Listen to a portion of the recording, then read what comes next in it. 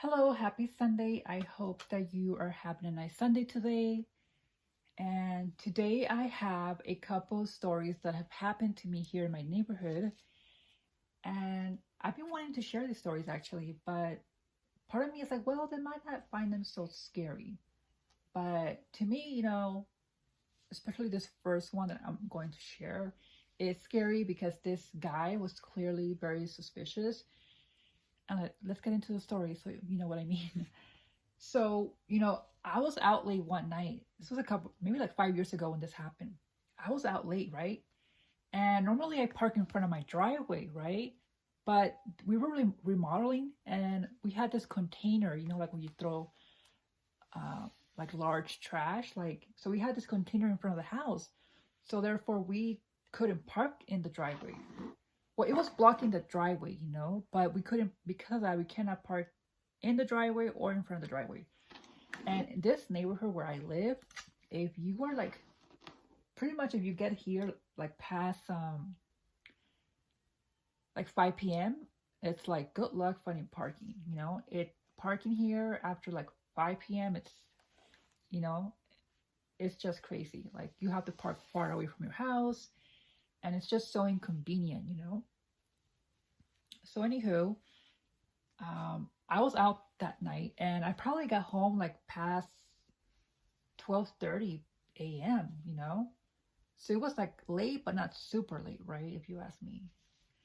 And I had no choice but to park, you know, far away. And the place that I found, I'm going around and around and around the neighborhood, hoping to find something close to my home because I don't want to be walking past midnight, alone. But I couldn't find anything. The closest parking that I found was, I'm going to say like 2.5 blocks away. That's how far this parking space was.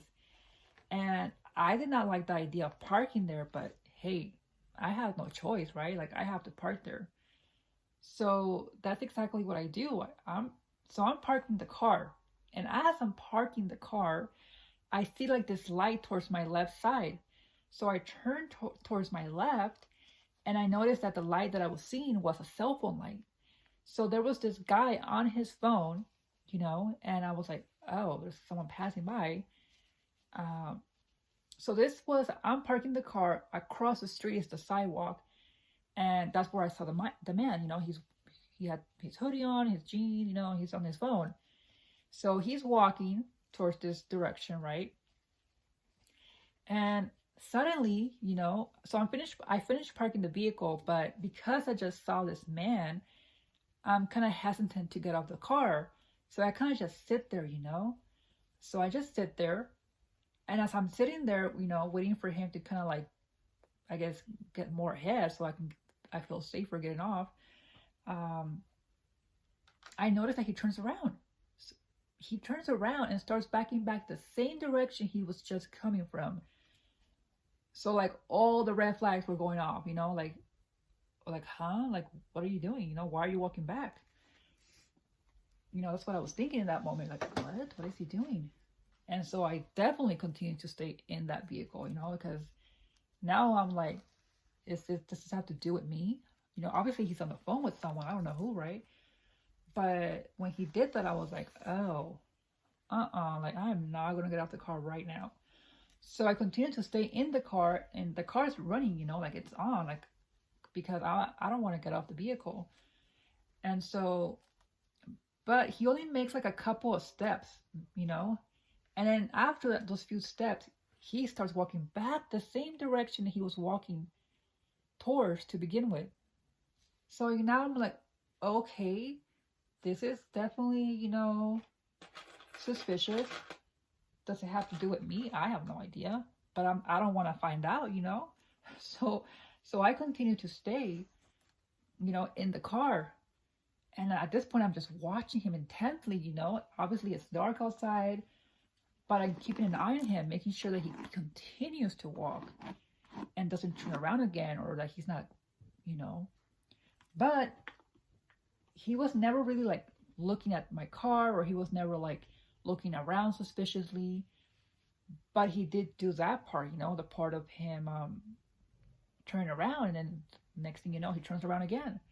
So of course I'm gonna be, like a little suspicious of that, like, okay, what's going on here? Why is he doing this? And so I kind of just, you could probably hear my dog right now. He's like, but anyways, yeah, so I kept an eye on him, and once I was like, okay, he's far enough. I get off my car, I shut the door, and I'm speed walking, because like I said, I'm 2.5 blocks away from my house, which is not super far, but when it's past midnight, I do not want to be walking alone. So I'm speed walking towards my house. And once I'm like halfway there, I actually start running towards my house, because, I'm not taking any chances with this guy.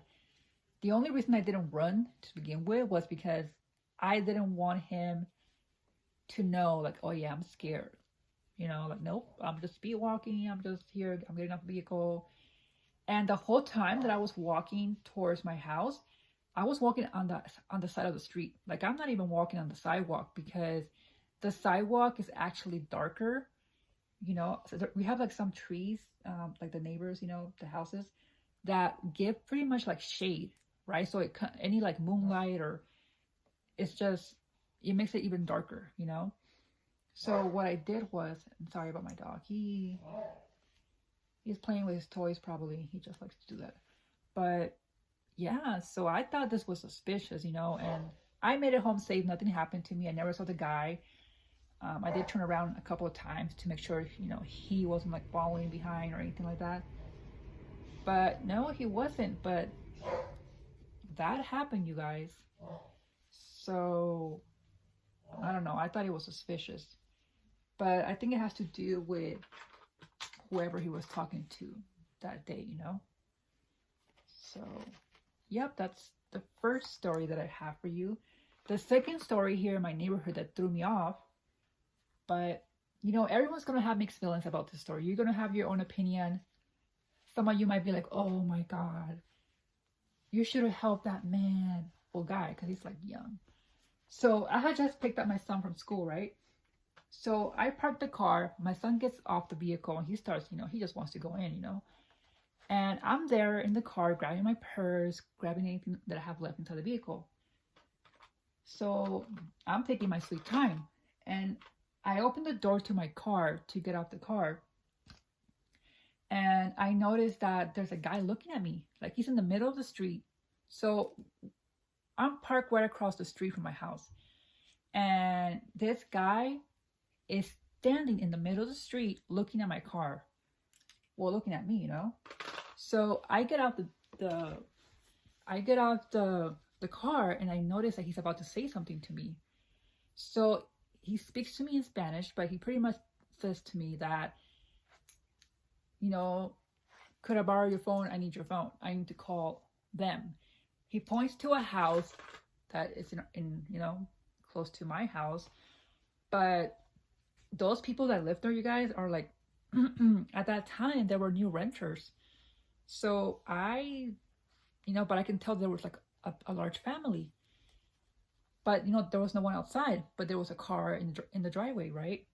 So he points to the house, and he pretty much tells me that he needs my phone to call them, because he's been calling them and that no one answers, and that he just got there, and that he knocked at the door, and that no one's opening the door for him.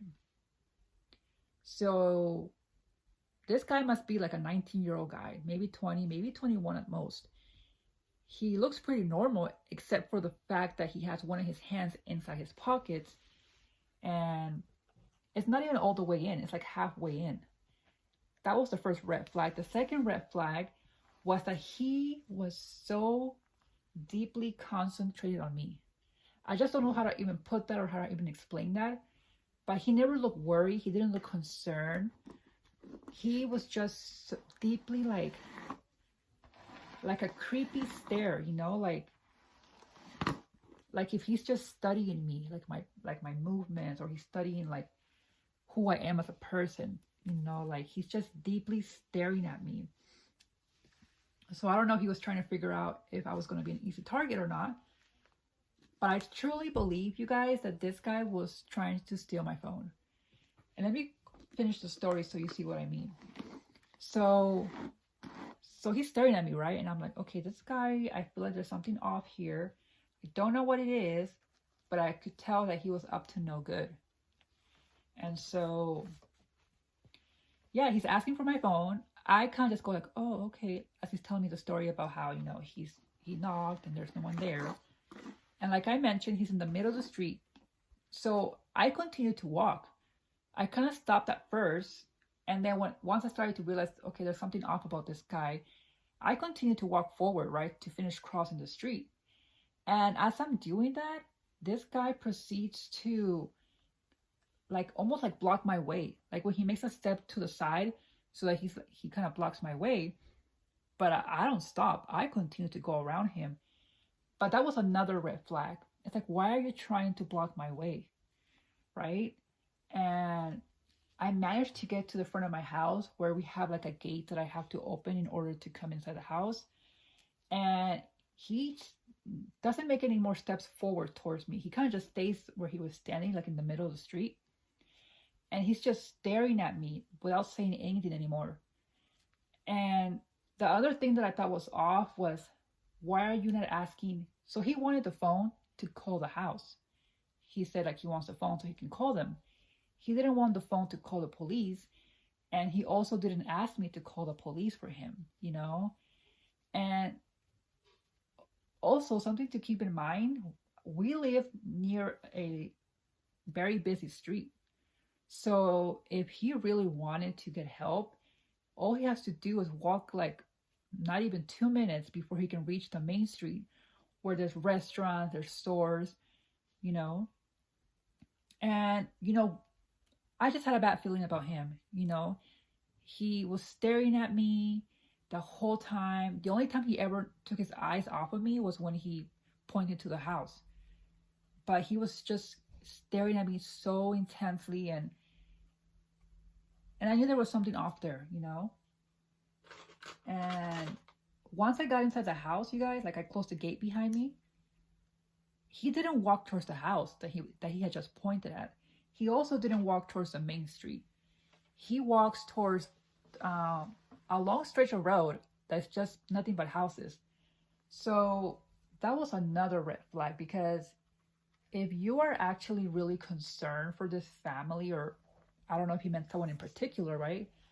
But if you are really concerned, wouldn't you want to continue to check up on them or to get help? Instead, he walks the direction of where there's nothing but houses. Like, that didn't make any sense to me, you know? And yeah, I went with my intuition. And the reason, like I told you earlier, that everyone's going to feel different about this story is because you might think, well, you should have helped him. And looking back on it, obviously I should have offered to call the police. But I think I was just, right away I knew that he was up to no good. So I think that's the reason why I never thought to say that in that moment, you know? So, and you know, if it would have been like, if I never would have felt that like suspicious about him, and he, or some kind of way about him, I would have been like, yeah, I can call them for you, and you know, put him on speaker or whatnot. But because my gut told me like there's something off here, I didn't. And then he tried to block my way. You know, I think that was the biggest red flag for me, when he tried to block me. That's when I knew, nope, I need to get out of here. This guy just wants to snatch my phone and take off with it. Could I be wrong? Of course. But do I think I'm wrong? No. Just being very honest here with you, no, I really don't think I was wrong. To this day, I believe this guy was up to no good. Why me? I don't know. Is it because he saw me alone with a young child? I don't know, you guys. Maybe he thought that I would be more willing to, you know, give him the phone because I am a mom. But it's like, nope, you chose the wrong girl. You know, I'm not going to hand you my phone. And so anyways, when it came to that house, I eventually did see people outside, and you know, there was nothing going on. It's just normal, you know, people hanging out outside their house. And this guy, I never saw him again. And like I said, he walked the direction of the lonely side. He didn't go back to the house where he pointed at. Well, to begin with, I never saw him coming from that direction. When I laid eyes on him, he was already standing in the middle of the street. And the last time I had eyes on him, he was walking towards the lonely side, where there's nothing but houses. So, yeah, I don't think that there was something actually going on. I just think that he saw an opportunity and, he didn't get his way because I was able to realize that there was something off about him. I hope that you enjoy the stories, and I don't know, you might say, well, you should have helped out that guy. I truly believe he was up to no good, and the guy with the phone, right, who wanted my cell phone. The fact that he walked away, yeah, I was like, yep, I thought so. He was not up to, he walked away towards the neighborhood area. I was like, yeah, that doesn't really seem like he's too concerned, to me, that was like a walking away from like, oh, well, that didn't work. And then he just walked away. That's how I took it, Okay, guys, well, I hope you have, a good day today. I hope if your day is not going too great, I hope that tomorrow's better for you. And yep, I'll see you all on the next video. Have a great rest of your day. And thanks for watching. Bye-bye.